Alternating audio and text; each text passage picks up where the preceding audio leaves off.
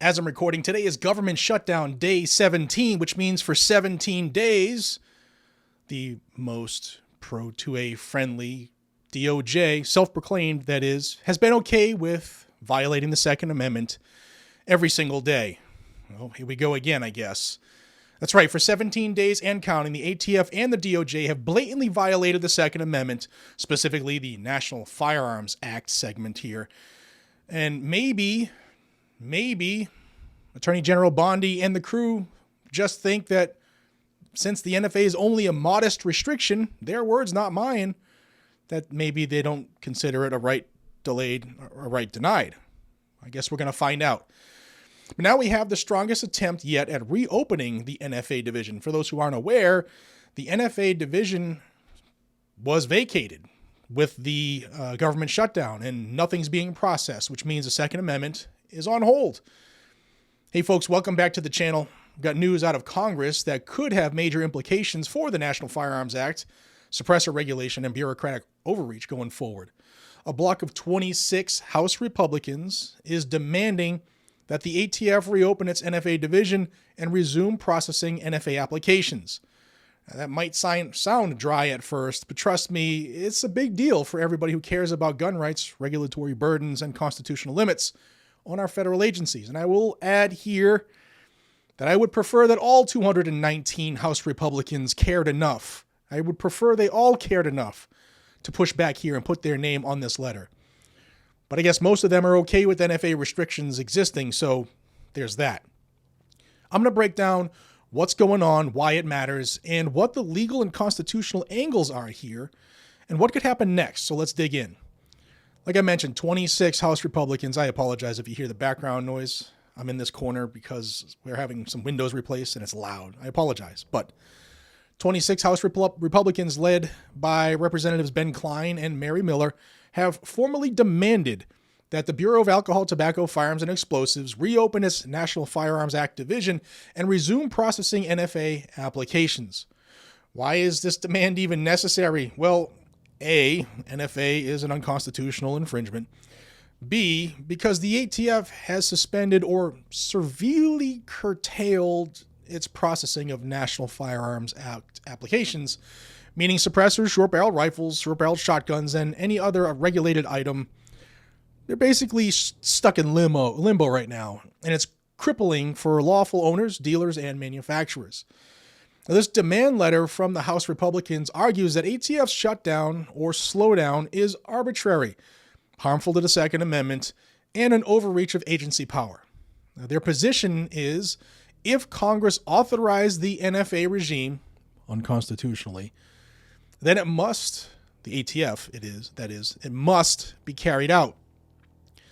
Now, they can't just pick and choose which parts to enforce or pause here, which is what we're getting down to here. They specifically want ATF to be directed to return to full operation, accept, review, approve, or deny, if necessary, NFA applications within the statutory framework. No more silent delays, no more hidden pause by bureaucratic fiat. I'm going to put the letter on the screen. It's like 8 paragraphs, so not long, but here it is.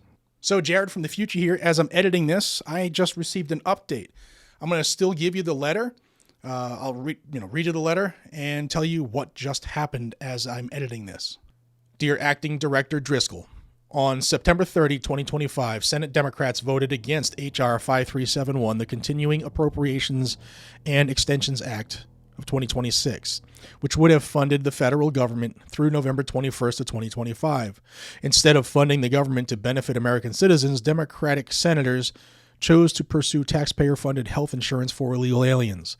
Meanwhile, congressional Republicans would have kept the government open to pay our troops, our federal workforce, and to prevent disruptions in government benefits. As a result of this Democrat-led shutdown, ATF, like most federal agencies, is operating at a reduced workforce. And while Democrats continue to fight for benefits for illegal aliens, the constitutional rights of Americans are being infringed as a result. That is because, under federal law, Second Amendment rights cannot be fully exercised without the involvement of the federal government. This clearly is not what the framers intended, but it is this country's unfortunate reality. They didn't intend for the NFA either. As you know, National Firearms Act application examiners are among the ATF employees currently furloughed during this shutdown. This means that Americans are currently unable to acquire widely popular NFA-regulated firearms and safety equipment, such as short-barreled rifles and silencers, because no one at ATF will approve their applications at this time.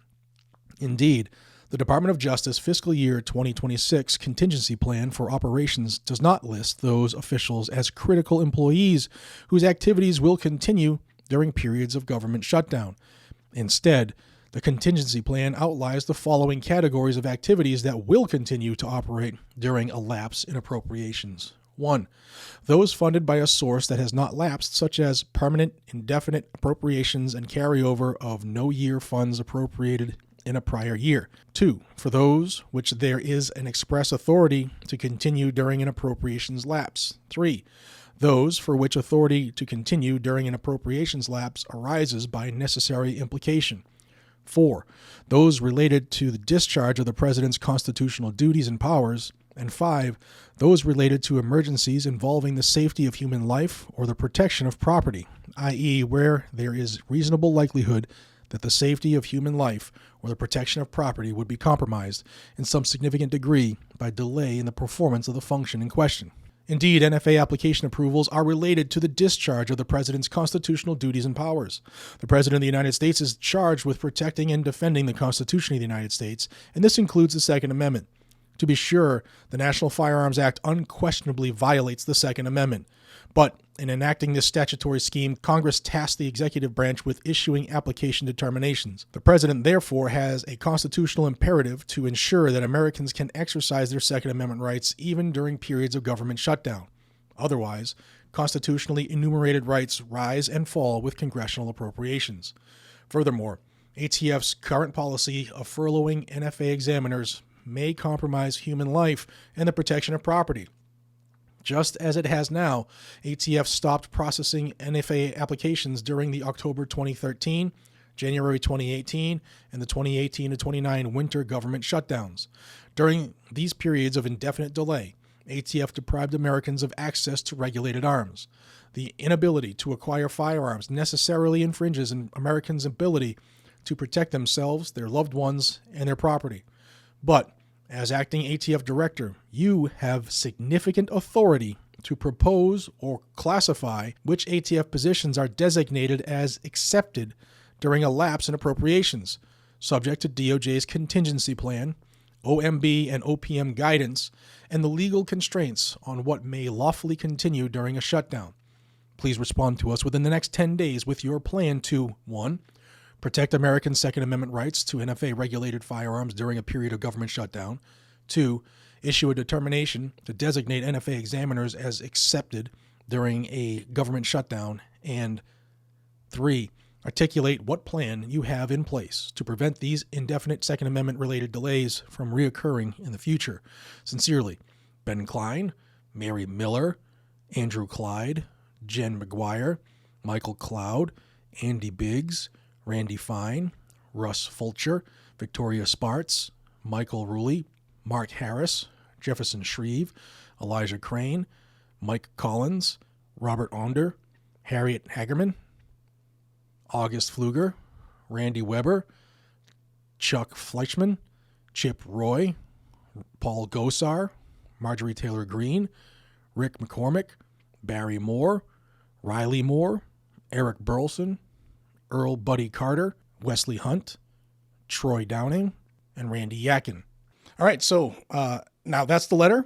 And originally, the rest of this video was to say what could happen in the following days, the 9 days they had left.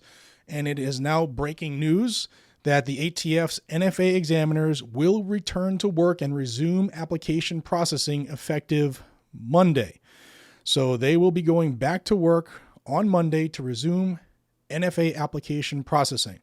So I want to give a big thank you to the Republicans who put their name on that paper.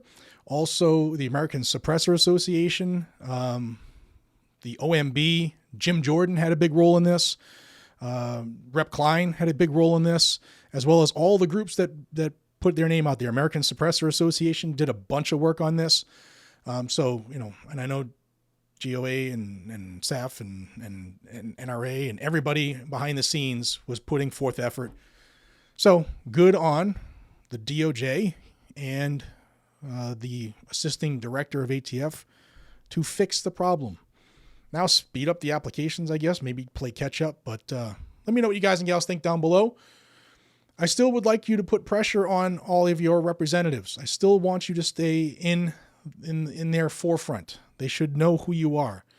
And we know that they watch this channel, the AG's office, their staff, the White House, the DOJ. We know that they watch this channel. So keep pressure on them because our concerns are being heard. And that's a pretty good thing to know that they're listening to us directly when before other DOJs wouldn't have. Other administrations didn't care. Now, we'll see if they do better in the Second Amendment, and I will keep you up to date every step of the way. When they deserve praise, I'll give it to them. When they deserve to be criticized, I'll give it to them. And if you like somebody to hold them accountable and just tell you the way it is, then subscribe to Guns and Gadgets, because I'll do that every single day. And if you're not seeing at least a video every day, sometimes I do 2, like today I might even do 3. Double check this channel. Head back on YouTube, physically go to the channel and look at it, because YouTube, for whatever reason, doesn't want to help get the word out. Appreciate y'all. Be safe, stay vigilant, carry a gun to keep you, your friends, your family, your community safe. Stay armed, America, and stay free. Take care.